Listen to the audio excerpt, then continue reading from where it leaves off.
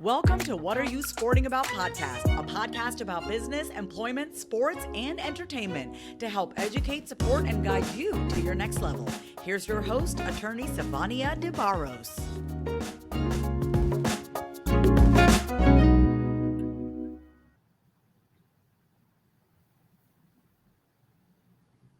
Well, hello, everyone. I am Savania De Barros, the protector of athletes, and I'm so excited to have Miss Stacey Miller in the house today.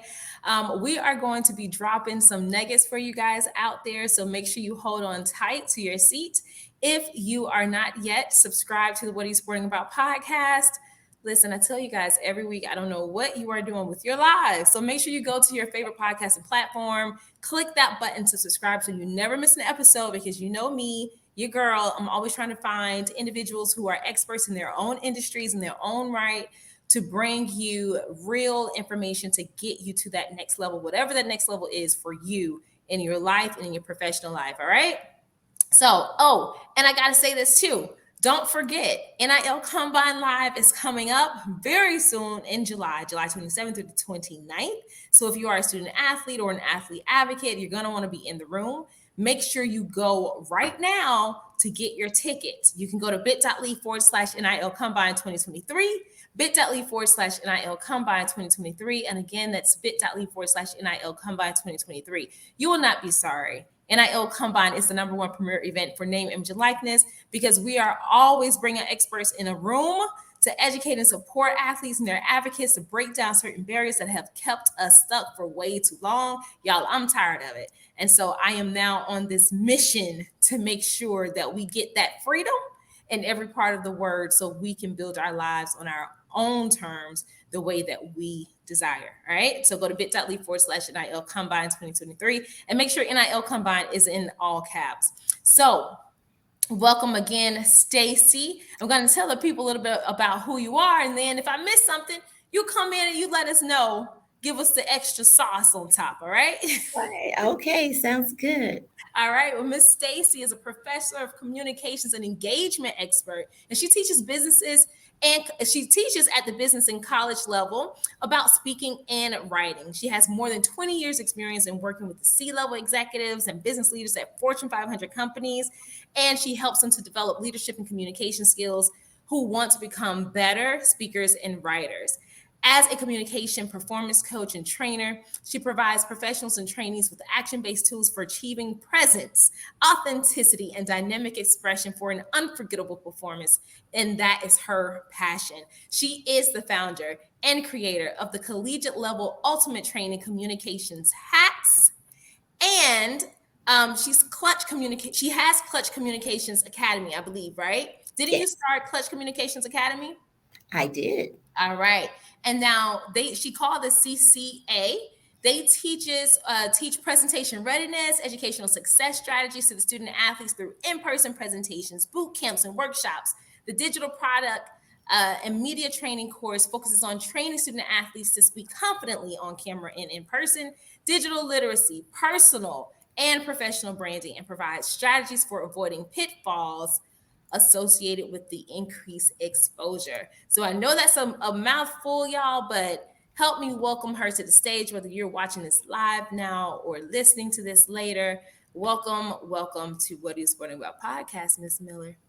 Thank you so much for having me. I'm so excited to be here. I'm a follower of your podcast. I listen intently, and I'm so happy to be here today. So thank you. Thank you for that wonderful introduction.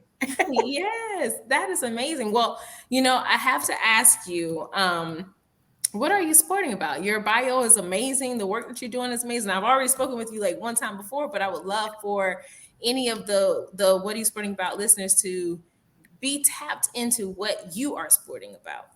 So my passion and what I'm really, really excited about is really helping young people and helping people in general with their communication strategies. And I love helping people be able to pretty much just express themselves in a natural and authentic way, and also be able to get their messaging across, make it clear and plain so that their listening audience understands where they're coming from, if they're representing themselves, a brand who, of course, you are a brand yourself, but when you're representing yourself, any brand any institution, team, endorsement, anything like that, so that people can understand what your messaging is, and just making sure that they have just like clear, concise messages that people understand and can relate to.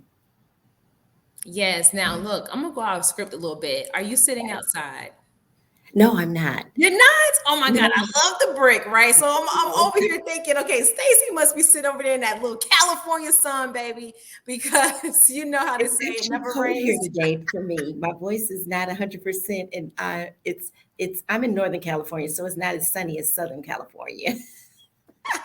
Okay, I love the brick. It's giving me like this outdoor vibe, outdoor really nice setup over there. But okay, Thank cool. you. So look, Stacey, I love what you do because it's so necessary. We see people, no matter whether they're an athlete or not, they get called on or someone approaches them from the media to handle or talk, give their opinion about a particular issue. And sometimes they are unable to fully articulate what they want to say, or if it's a bad situation, maybe you add more fuel to the fire by saying the wrong thing, right? Why is it so important for young athletes, older athletes, anyone, a business person to get a good grasp of proper communication and responding to the media? Well, specifically because it can make or break your career. It can make or break, for lack of a better word. Let's talk about with the young people. It can make your check. It can make or break your check. Specifically because we have had numerous examples of people who have what I call they have those passion responses. Sometimes it could be just coming right off the field and they get a microphone stuck in their face and they're asked a question and their adrenaline is going and it's high and they may say something that they normally wouldn't say, or if they had an opportunity to think about it, they would have rephrased it. But what happens is you only have that one opportunity once the mic is put in your face to get that information out. And once it gets out there, it can go viral, it can spiral up or it can spiral down. So just having an opportunity to just really learn and think about what prepared messages you can have without feeling like they're canned, you know what I mean? To make them more authentic and original. No, that's good advice. You had me thinking while you were giving your response. I was thinking about one of the paparazzis, very popular, and they're always chasing people around. Every time you turn around, these people are on site with microphones in celebrities' faces, and sometimes they can get so frustrated. Like, I understand as a regular person, but when you choose what you want to do, right? When you choose to be an athlete, when you choose to be a celebrity of any form or an artist of any form, are you essentially agreeing that you're going to talk to the media? Because people have an expectation of that. Absolutely. I don't know if it's an agreement per se. I think it just kind of is par for the course.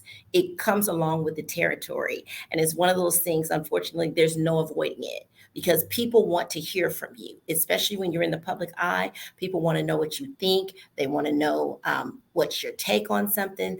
They want to hear from the celebrity or the person of the hour. They always want to know, they hang on your every word and they want to know, oh, what do you think about it?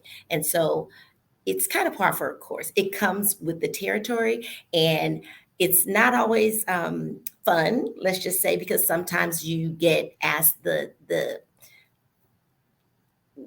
let's say the biting and annoying questions, if you will. But yeah, I don't know if it's an agreement, but I think it's implied.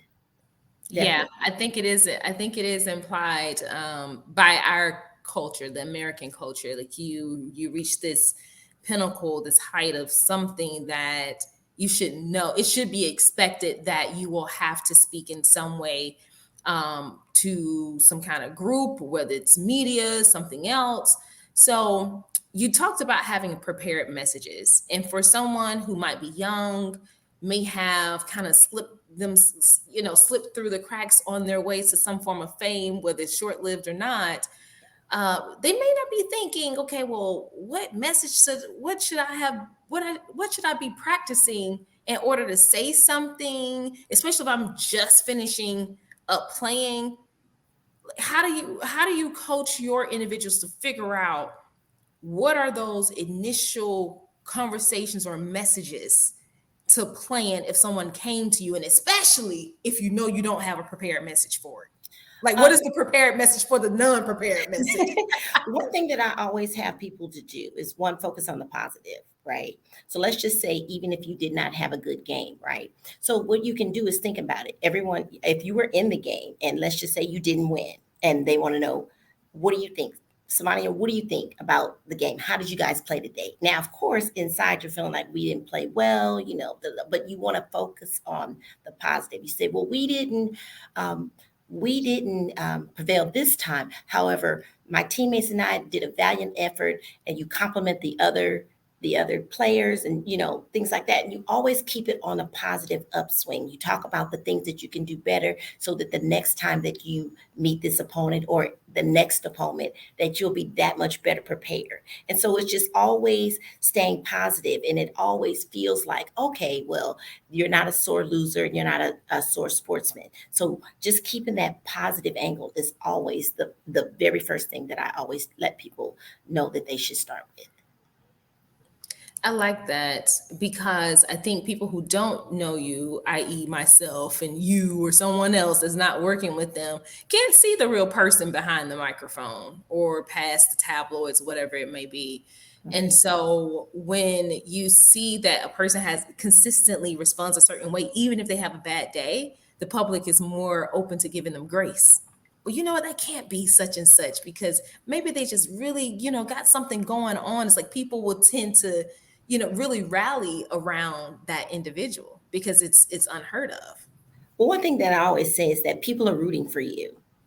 It's like no matter if you're in the public eye, there are people who are not rooting for you, but for the most part, if you have an audience, if you have a fan base, if you have followers, people are rooting for you. They want you to win. They want you to be successful. So for every one or two people that might be, have something negative to say, someone else is sitting and waiting for you and rooting for you and wanting you to answer correctly. And they're hanging on your every word and hoping that you just say the right thing and not, let it get to you. And we've all done it. Watched a television show and we see something. We're like, oh my goodness, it's like a movie, right? It's almost a train wreck. And you're wondering like, how are they going to respond? And then when they respond in the way, like a positive way, you're relieved and you're just so happy that they were able to pull it off or get past that particular hurdle, because that, especially if you know that they've had struggles in that response as far as in that area, as far as communicating with the media, because that can be a volatile situation sometimes.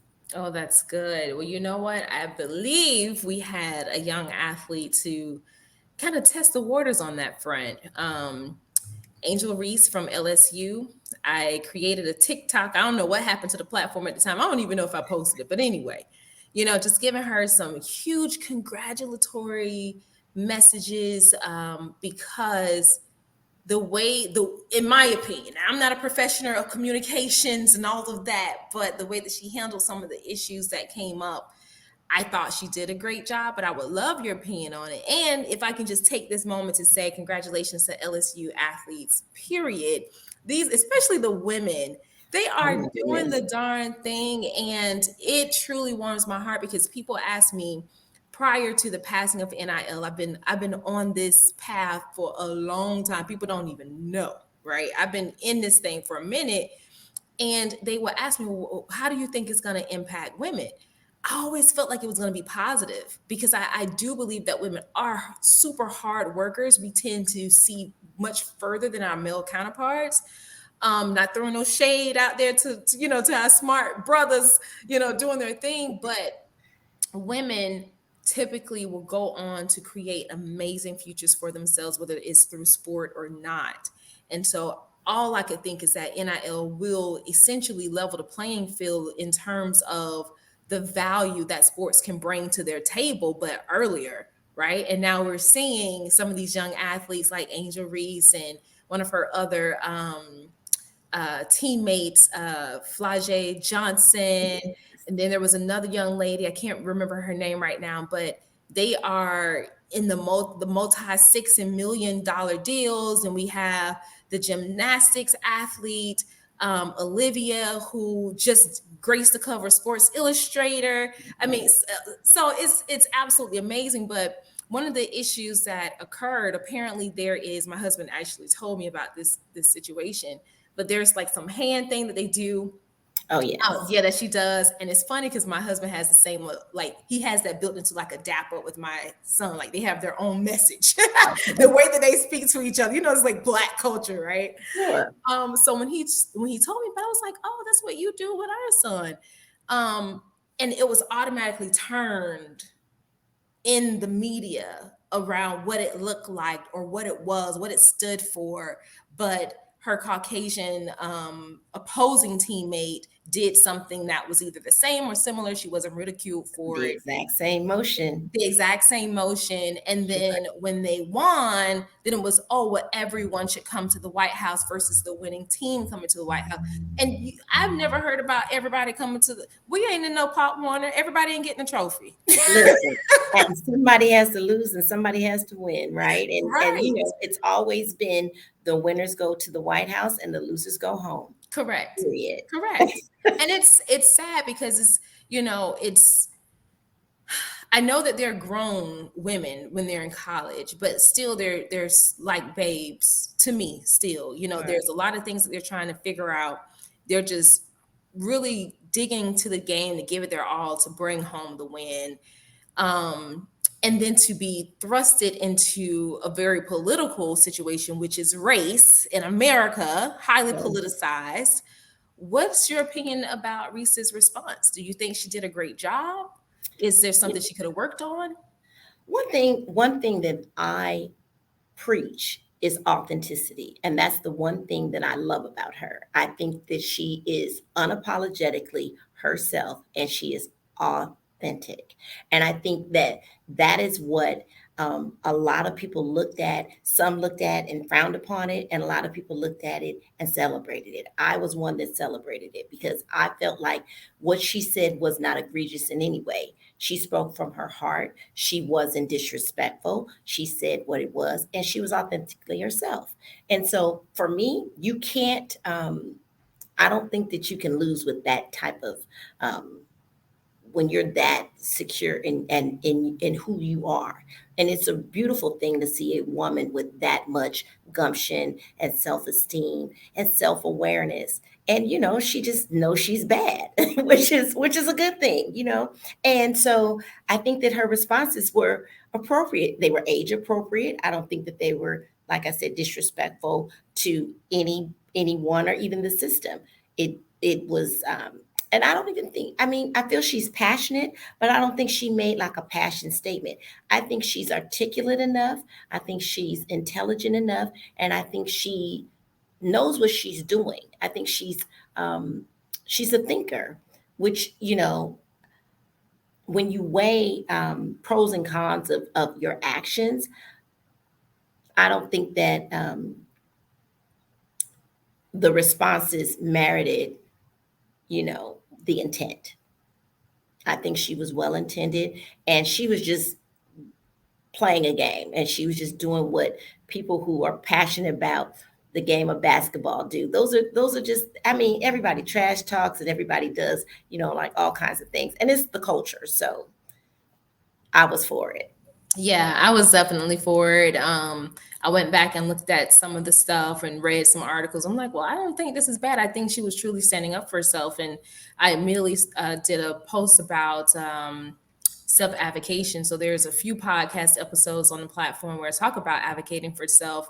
One being when I had to show my 5-year-old son, who was 4 at the time, how to self-advocate because we had a situation when we were in Portugal. And the one time that I thought he would say something, he didn't. He wasn't vocal, and that concerned me. So I had to give him comfort in that moment. But in connection to being authentic, sometimes I feel like, and I'm not trying to take it to a race dynamic, but unfortunately, we live in America, the United States of America. And unfortunately, sometimes we can't, as Black women, go into a space or say something that may just be an educated response or even if it is an impassioned response to something that we feel is a racist or microaggressive hit, then it will be addressed or looked at as angry. You know, what's she mad about? You know, she needs to calm down. So, you know, if Angel was hit with some of these types of things, or her teammates, or any other Black women who are constantly climbing and clawing their way to find their own slice of heaven in whether it's sports, the C-suite, or whatever, how do they balance their own authenticity? Because I'm gonna tell you, I've represented some women in the employment space who have literally watered out their authenticity just so that they can keep the platform that they built or the position that they've held. You know what I'm saying? Like, how do you balance that? It is a slippery slope, and it's one I think that most African American women um, have to encounter at one time or another. It's the angry Black woman syndrome. You know, we can't cry the same tears. You know, anything that we do or say, if we speak up for ourselves, we're too vocal, we're aggressive, we're loud, we're this, we're that.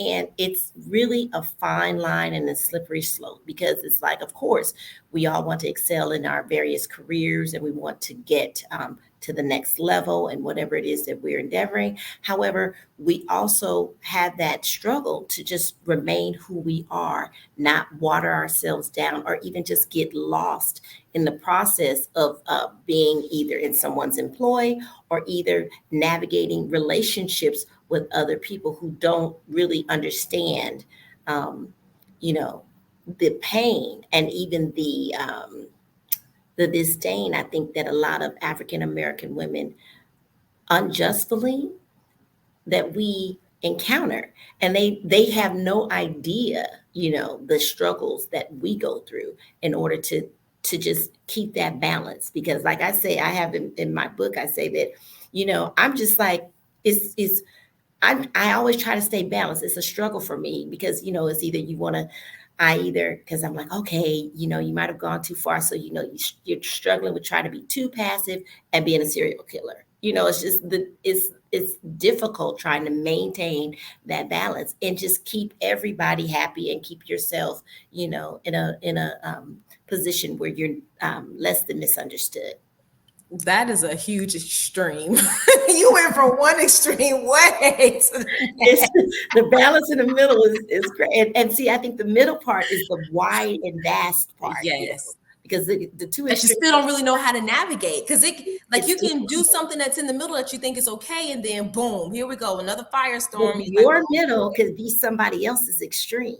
And see, that's true. the thing. And so it's That's true. always someone else's perception. So you're always, it's almost like you're always on this tightrope, you know, Mm. just trying not to fall off, trying to stay balanced, trying to be yourself, trying to, you know, we're in this constant state of, you know, just checking and rechecking, just trying to make sure that we're not, you know, going to these extremes. No, that's really good information. So simply, we need to find our own balance of what makes us happy. And I'm gonna throw this in, the non-communication expert here, but I'm gonna throw this in. Like, if it costs you your happiness and your authenticity, then it ain't for you. Seriously. And you know what? Sometimes, even though things may not come over well through the media, there are some artists that we know who have consistently spoken their mind. It took a little time, you know, maybe initially when they got on the scene, it was a little jarring for people, but they remained true to themselves.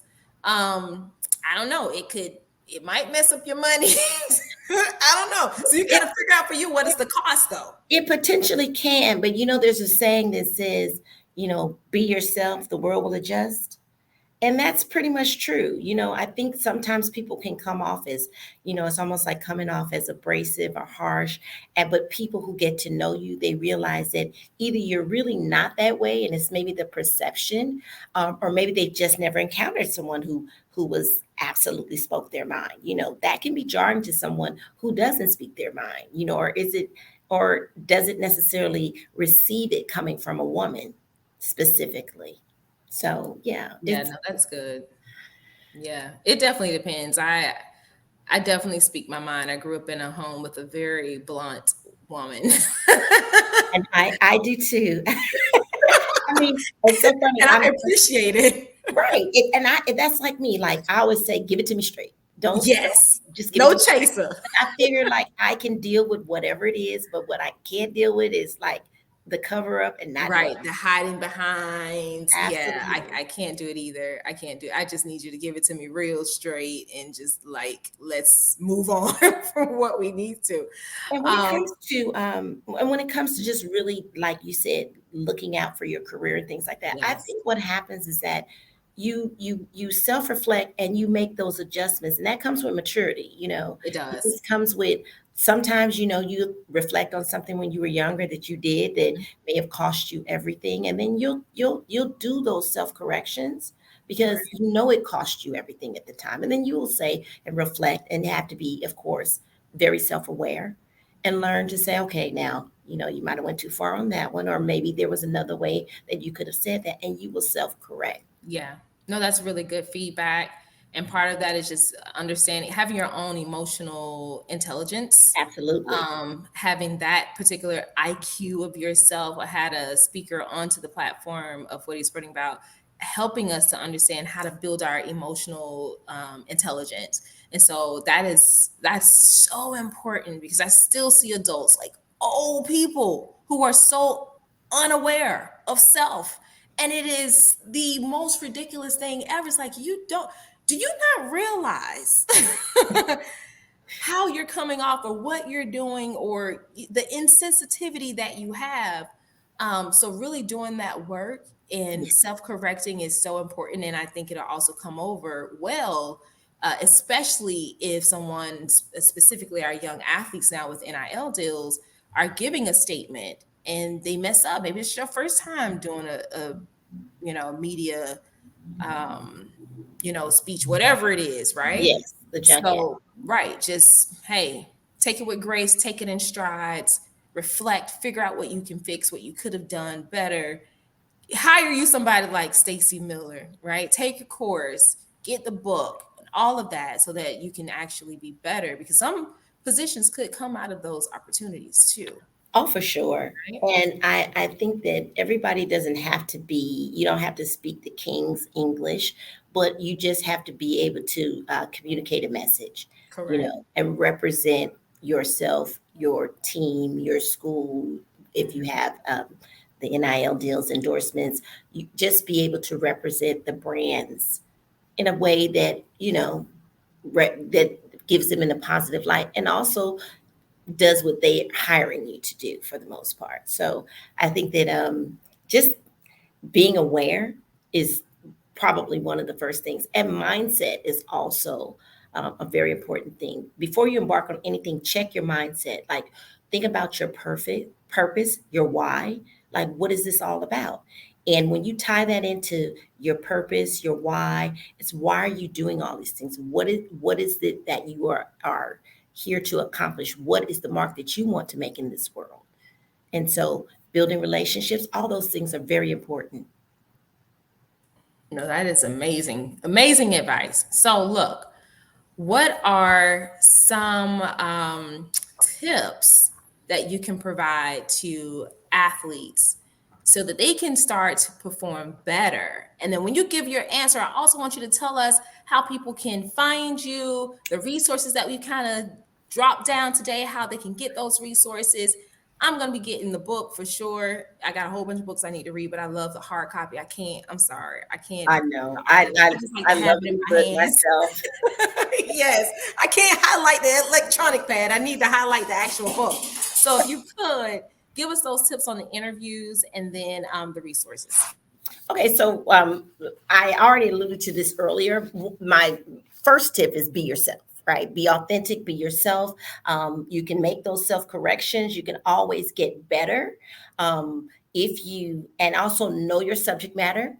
And if it's looking at tape, if it's if you're preparing for an interview, and they give you the subject matter. Sometimes you're not always given what you're going to be talking about in advance, but if at all possible, go and do some research and find out about the topic that you're going to be speaking about so that you'll be much more knowledgeable and you can have a conversation about it that just flows and it's a little bit more easy because you're more comfortable with the material. And in the event that you don't have the opportunity to have that information in advance, have what I call some key messaging that's already set up so that you can always kind of revert and pivot back to that. And what I mean by that is that's when you talk about your purpose, your why, what you're doing, what you want people to know about you. It's always good to give someone a nugget that they did not know about you, an aha, because sometimes when you're in the media, people think they know you. But if you're able to give them something that they didn't know, that's always something that makes people relate to you more. And just be relatable, and just prepare as best you can if you have the opportunity to do so. So preparation is absolutely key, but starts with mindset. That's some good advice. I want to run that back really quick. So know yourself, right? Study up on the subject matter. We got too many people out there who just want to go and call themselves an expert or that they know this or know that, jumping on social media. But if you want to separate yourself from the masses, really having intelligible answers about certain things could help you to stand out. And then, as Stacey said, too, have some other key messages available so you can revert back and pivot if you need to. If you're not familiar with the subject matter, so that you're not getting yourself in hot water of making a statement about something that you really don't know, right? So that was really great advice. Now, where can they find this information? Find your book, everything. Like, we need all the details. So, what I'm going to do, what I'd like to offer the viewers and the listeners today is I have a digital media training course, which is called CCA. It's for Clutch Communications Academy. We already talked about Clutch is communications hacks for student athletes. And you can find me on LinkedIn. And my moniker is Go To Girls because I'm the go-to girl for all things communications. And I have a book and the media training course is the one thing that I specifically designed for people to be able to get these messages across, specifically the athletes and student athletes. I love that. So did I write that properly with Go To Girl, or is it Go with the letter? Go with the two, Number the number two. The number Go two? to. Okay, we're Uh-huh. gonna And an fix that. S. Go To Girls. Oh, Go To Girls. Okay, so y'all don't look at that. Okay, so So what I would like to do is so anyone who sends me a DM on LinkedIn, I will provide them with a sampling of one of the chapters that they can get a lot of good information on. They can kind of start them on their way to thinking differently about communicating with the media.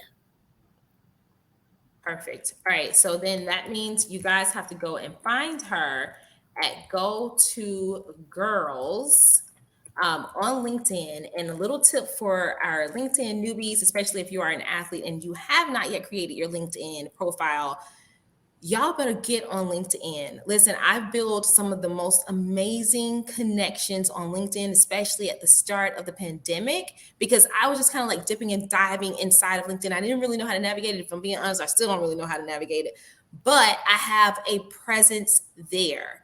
And there's so many amazing individuals on LinkedIn who are looking to do business with you, period. Like, some of the support you need is on LinkedIn. It ain't on Instagram. It ain't on TikTok. It might not even be on a website. So go to LinkedIn, and here's the tip of how to find her on LinkedIn. Because is your Go To Girls the hashtag, not hashtag, Yes, the it's the slash slash. in? Okay.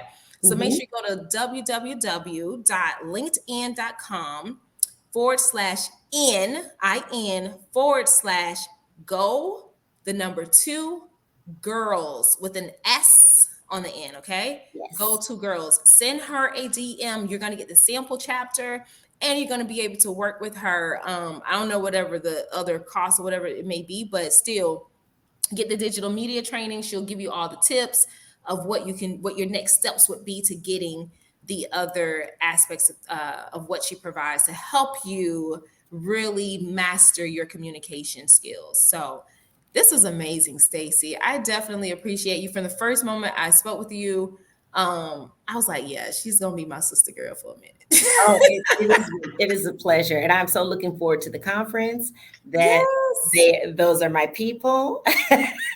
Yes, I'm that is so looking forward to that. And I hadn't been to Chicago in a while, so it's going to be great. amazing. Yes, yes, yes. We would love for sure to have you there. And look, since you brought it up, y'all, let me just go ahead and give y'all these last 2 minutes or 1 minute. I really need you guys to get in the room. Half of the battle sometime is just being connected with someone, right? Knowing who to connect with, or even having a connection that got a connection. We are always like one connection away from our next big break or our next big opportunity, whatever the case may be. And so if you are afraid or there's something holding you back, if you're like, oh, well, I don't know, if I got the money, like if you're a parent, because athletes come for free, like student athletes, y'all come for free. So you better get in where you fit in before you're going to have to pay a ticket for one of them other tickets to get in the room. So, you really need to take action, guys. Like I haven't gotten to where I am. Stacey hasn't gotten where she is. No one that I know who is successful and doing the darn thing in their own professional lives have gotten where they are without taking action. So this is your opportunity. Make sure you go to bit.ly/NIL Combine 2023. Make sure NIL Combine is in all caps so you can be taken to the right page. Go to bit.ly/NIL Combine 2023. Again, that's bit.ly/NIL Combine 2023. Secure your ticket right now before the price goes up. Parents, there is an option. If two of you want to come, that's in the same home. There is a discounted ticket that you can purchase. So make sure you get that right now before our space is full. Again, Stacey, thank you so much for coming on to What Are You Sporting About podcast. It's always amazing talking to you. I know we only had like one other conversation, but I was like, oh my God, this is amazing. So, Oh, you're a spirit animal. Hey. We get together, we act a fool. People won't even know, like these women just literally met. Right.